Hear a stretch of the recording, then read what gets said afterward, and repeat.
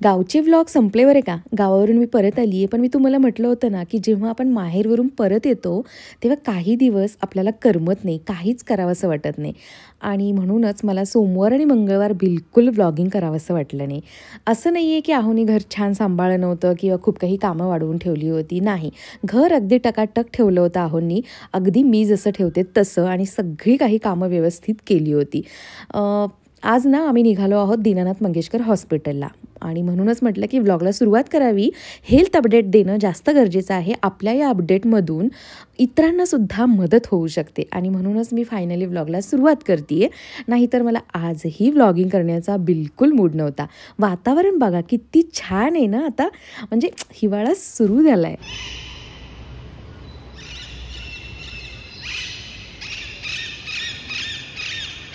सुंदर पोपट आहे.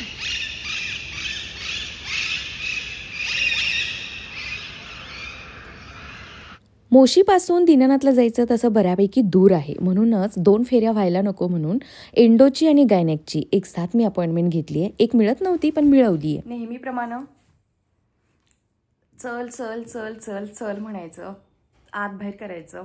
मी जेव्हा रेडी आता दरवाजातून बाहेर पडणार, हे बघा बॅग वगैरे पण रेडी आहे.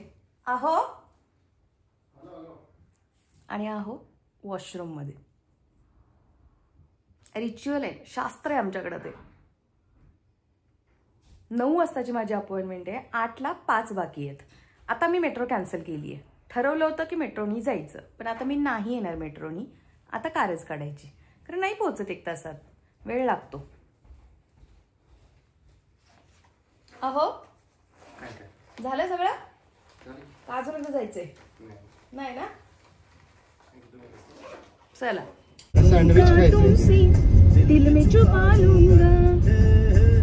कशी गाते मी? सुंदर. अजिबात गाता येत नाही मला. गळा काढणे बोलतात याला माझ्या घरचे लोक. तुम्ही चालेत वेळेत पोहोचतोय. हे जर आपण मेट्रोने गेलो असतो तर पोहोचलो नसतो. आता आम्ही आलोय संचेतीच्या इथे. 9ची अपॉइंटमेंट आहे माझी, एंडोची, एंडोक्रायनॉलॉजिस्ट, गायनेकोलॉजिस्ट. आज 2 अपॉइंटमेंट आहेत. जे माझे रेग्युलर व्ह्यूअर्स आहेत त्यांना माहिती आहे की मी मागच्या 2 महिन्यापासून लिटरली 2 वेळा पॅप स्मिअर केली आहे.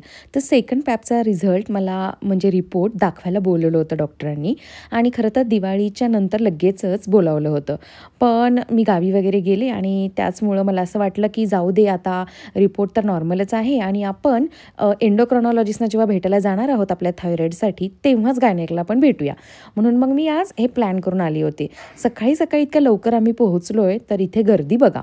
तर केस पेपर काढण्याची ही गर्दी आहे, पण ही सगळी काही एंडोकडे आलेली नाही आहे. तर आर्थोचे पण पेशंट यामध्ये मिक्स होते. आम्हाला सुरुवातीला वाटलं की बापरे एवढी गर्दी, आता नंबर कधी येणार. आणि ना हे असं इथे एक मशीन आहे जिथे आपण बिल जे पे केलेलं असतं ना आपलं, म्हणजे आपण रिपोर्ट कोणतीही पॅथॉलॉजीचे, तर ते घेण्यासाठी इथे जस्ट स्कॅन करायचं, इथून हार्ड कॉपी मिळते. छान आहे ना? तर माझा पॅपचा रिपोर्ट आम्ही ऑनलाईन पाहिला होता, कारण आपलं MRD नंबर असतो त्याच्या अगेन्स्ट आपण लॉग इन करून ईमेलवरती वगैरे आपला रिपोर्ट घरी बसून बघू शकतो. तर इथे येऊन अशी हार्ड कॉपी पण घेऊ शकतो. हे बघा, असं स्कॅन करायचं आणि मग या मशीनमधून हार्ड कॉपी येते आपल्या बिलाची, सॉरी रिपोर्टची. अगदी वेळेवर काम झालं. किती वाजले आता? 9:30. जी अपॉइंटमेंट मिळत नव्हती ना एंडोची, तेच काम पटकन झालंय 9:30लाच. आता चला, आता निघालोय जुन्या बिल्डिंगला, कारण मी त्यांच्याकडे दाखवते ना वाकणकर मॅडमकडे, त्या आजच्या दिवशी म्हणजे बुधवारी त्यांची वॉक इन असतं जुन्या बिल्डिंगला, अदरवाईज नवीन बिल्डिंगला अपॉइंटमेंट घेऊन. घरून निघताना आहोनी ब्रेकफास्ट केला होता, पण माझी नखरे मी नव्हता केला, आणि लिटरली गायनेककडे 22वा नंबर आहे माझा. मग म्हटलं काय करणार, तर चला मस्त आपण ना साऊथ इंडियन ब्रेकफास्ट करून येऊया. आता निघालोय शंभरीकर रोडला फिरायला, शॉपिंगला. बरं, आज काय काय झालंय याचे अपडेट देणं गरजेचं आहे, जे मी घरी गेल्यानंतर नक्की देईन आठवणीनं. तशी कॉमेंट ही आहे की ताई तुला असं काही प्रॉब्लेम असतील तर प्लीज शेअर कर, आम्हाला मोटिवेशन मिळतं. अशी नुकतीच मी एक कॉमेंट वाचली, आणि आजच मी आली आहे या सध्या माझ्या चेकअपसाठी. तर जे काही अपडेट आहे ते पुढे मी देणारच आहे. ब्लॉग हा कंटिन्यू बघत राहा. मला ना एक गिफ्ट देण्यासाठी साडी घ्यायची होती आणि म्हणूनच राजेशाही पैठणीला आली आहे मी. आता म्हटलं हे ओळखीचे झालेत, आपल्याला चांगल्या रेटमध्ये हे करून देतात साड्या, तर इतर कोणत्याही शॉपमध्ये जाण्यापेक्षा आपण यांच्याच शॉपला जाऊया. तर आमची साडी घेऊन झाली. मी काही कारणास्तव तुम्हाला ती नाही दाखवू शकते, पण ती घेऊन झाल्यानंतर मला म्हणजे माझ्या व्हिडिओचा विषय झाला की मी दिवाळीमध्ये जी साडी घेतली ना ती याच शॉपमधून घेतली आहे. मग मी त्यांना दाखवलं, बघा आपला व्हिडिओ किती गेला आहे, शॉर्ट व्हिडिओ किती छान म्हणजे पळालेत, छान व्ह्यूज आलेत असं मी त्यांना सांगत होते. तर त्यांनी मला तोपर्यंत लगेच ते बोलले की लास्ट टाईम तुम्ही या साड्या पाहिल्या नाहीत आणि ह्या येवल्याच्या प्युअर पैठणी साड्या आहेत आणि या 1 लाखाच्या वरच्या प्राईसच्या साड्या आहेत बरं का. तर जस्ट बघायला त्यांनी मला फोर्स केला की नाही तुम्ही बघाच या साड्या. तर काय सुंदर साड्या आहेत हो या, मस्तच. म्हटलं माझ्या 25व्या लग्नाच्या वाढदिवसाला घेऊ म्हटलं आपण अशी साडी आणि तुम्ही छानपैकी रेट कमी करून व्यवस्थित अगदी बजेटमध्ये मला द्या.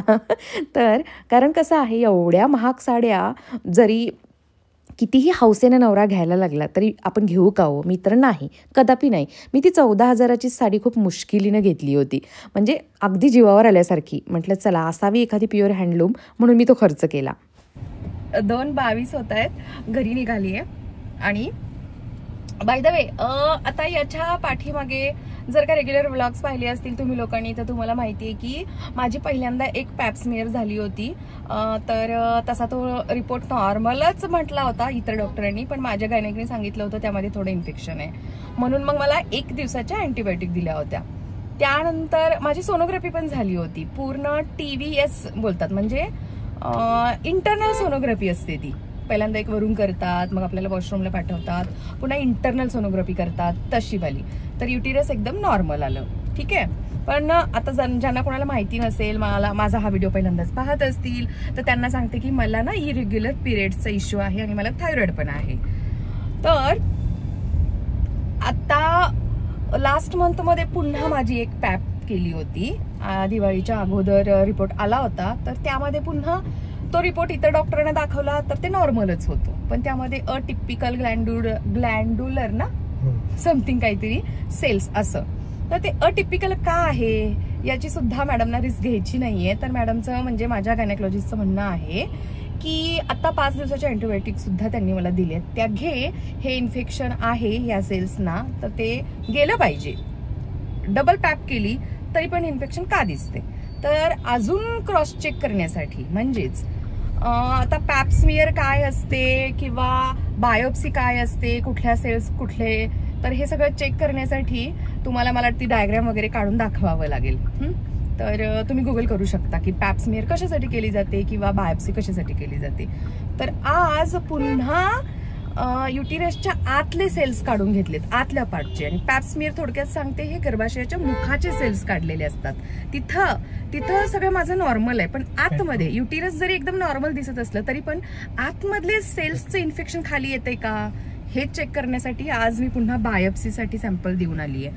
आता आठवड्याभरात बायोप्सीचा रिझल्ट येईल, रिपोर्ट येईल आणि त्यानंतर मग पुढची ट्रीटमेंट ठरणार आहे. आत्ता मला 5 दिवसाचे अँटीबायोटिक्स दिलेले आहेत. आणखी एक की थायरॉइड माझा ह्या वेळेला थोडासा वाढलाय, थोडासा म्हणजे 7 पॉइंट समथिंग झालाय, जो व्हायला नको होता. पण माझ्या एंडोक्रोनॉलॉजिस्टचं म्हणणं आहे की तुला ही जी काही मेडिसिन्स सुरू आहेत ना, तर त्या मेडिसिन्समुळे कदाचित थायरॉइडमध्ये हे फ्लक्च्युएशन असू शकतं. आणि आता मला 88 mg ची टॅबलेट आहे, म्हणजे थायरोनॉम 88 mg ची दिली आहे मला. पूर्वी कशी होती 100 mg ची होती, पण संडेला ऑफ होता. आता तसं नाहीये, आता 88 mg खायची आहे, पण कंटिन्यू 7 डेज खायची आहे.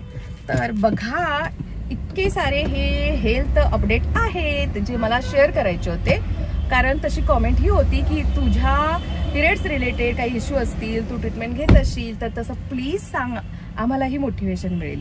तर मला इथेच हेच सांगायचंय तुम्हाला, घाबरायचं नाही, बिलकुल घाबरायचं नाही. जे समोर येईल त्याला फेस करायचं. हे सारं काही आपल्या हातात नसतं, आपण सगळी काही काळजी घेत असतो. आणि जरी कोणाला पिरियडचा इश्यू नाहीये तरी सुद्धा त्या बायका सेक्शुअली ऍक्टिव्ह आहेत, म्हणजेच मॅरिड आहेत असं मला म्हणायचंय. त्यांनी 3 वर्षातून एकदा पॅप स्मिअर आणि 5 वर्षातून एकदा पॅप प्लस HPV म्हणजे कसं असतं सांगते. ओनली तुम्ही पॅप नाही करायची, पॅप प्लस HPV करायची. HPV म्हणजे ह्युमन पॅपिलोमा व्हायरस, जो कॅन्सरला कारणीभूत ठरतो. तर मी आता मागे जी केली होती ना पहिल्यांदा पॅप 2 महिन्यापूर्वी, ती पॅप प्लस HPV होती. तर ती HPV म्हणजे निगेटिव्ह होती. म्हणजेच तिथे काही गर्भाशयाच्या मुखाच्या कॅन्सरचा काही धोका नाहीये. आणि आता बायोप्सी आपण करणार आहोत ना, म्हणजे सॅम्पल दिले ना, ते युटिरसच्या आतल्या सेल्समध्ये अटिपिकल सेल्स म्हणजेच नॉर्मल सेल्स नाहीयेत. तर का नाहीयेत ते काय इन्फेक्शन आहे, काही काळजी करण्यासारखं वेगळं काही आहे, हे आपण आता इथे चेक करणार आहोत. तर हे सगळं समजून घ्या. आणखी एक की तुम्हाला जरी पिरियडचे इश्यू नसतील तरी सुद्धा स्वतःच्या प्रिकॉशनसाठी, कारण prevention is better than cure. मला काही प्रॉब्लेम नाहीये पिरियडचा म्हणून घरी नाही बसायचं. तर रेग्युलर 5 वर्षातून एकदा पॅप स्मिअर प्लस HPV करायचीच. तुमचे पिरियड्स नॉर्मल असू द्या, तुमचं सगळं नॉर्मल असू द्या, पण हे करायचंच. कारण आपल्या जनरेशननी HPVचं व्हॅक्सिन घेतलेलं नसतं. आता आपल्या या एजमध्ये सुद्धा आपण HPVचं व्हॅक्सिन घेऊ शकतो, सगळं काही नॉर्मल असेल तर. एका वेगळ्या कंपनीने ते काढलंय. मला आजच एका डॉक्टरकडून नुकतंच कळालं. जी काही माझ्या डॉक्टरची असिस्टंट होती ती सांगत होती मला, ते थोडंसं महाग आहे हे व्हॅक्सिन, पण घेऊ शकतो. पण माझ्या गायनेकचं म्हणणं आहे की माझ्यासाठी तरी ॲटलिस्ट की तू HPV व्हॅक्सिन नाही घ्यायचं, तू आता HPVच्या टेस्टच करायच्या दर 5 वर्षांनी.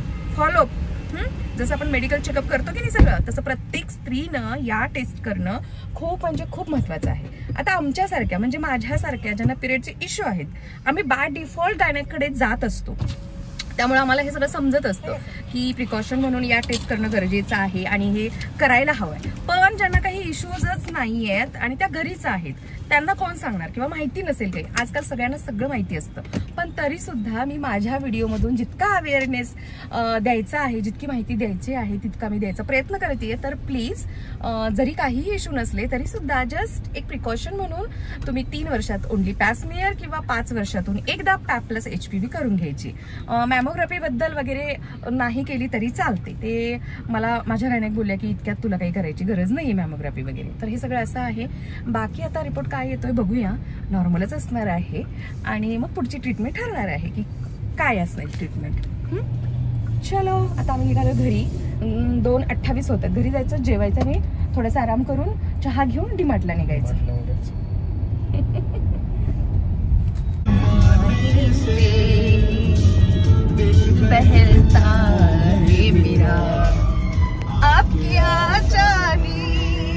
एक महत्त्वाचं सांगायचंच राहिलं. बायोप्सी करताना म्हणजे ते सॅम्पल घेताना दुखतं बरं का हो, भयानक दुखतं. कारण विदाऊट भूल आपल्या युटेरसच्या आतला तुकडा काढला जातो. घरी आलो, जेवलो आणि झोपलो. आहोंचं म्हणणं तू आराम कर, राहू दे डीमार्टला जायचं. पण आराम कसला करती? ही सारी भांडी घासायची आहेत. कारण कविता सुट्टीवर गेलेली आहे आठवडाभरासाठी. चला मग मी भांडी घासून घेते. आपण उद्या भेटू पुन्हा एका छानशा व्हिडिओमध्ये. व्हिडिओ आवडला असेल तर एक लाईक करा. चॅनलवरती नवीन असाल तर प्लीज सबस्क्राईब ही नक्की करा. Bye, love you all.